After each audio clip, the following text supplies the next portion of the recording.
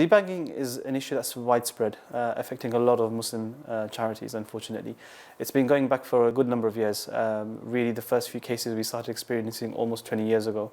And it's a persistent issue, unfortunately, that's derailing a lot of Muslim charities and immobilizing them from acting in spaces where they should be operating. A lot of charities, when they are debanked, often they don't have the right to appeal or explain or give some form of a response.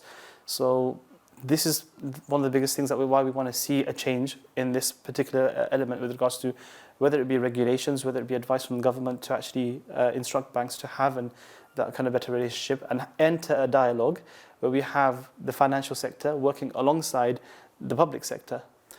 On this issue at the moment, we haven't seen too much, unfortunately.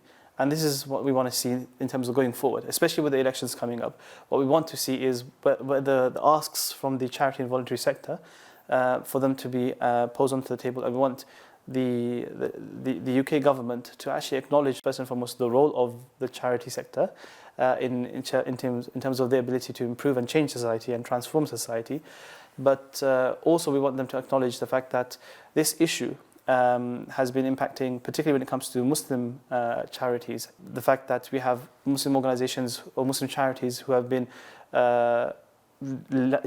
labeled as high risk without any form of justification, without any form of accountability, without any form of way of telling or responding to these labels. So what we want to see better is stronger regulation to prevent charities from actually being debanked.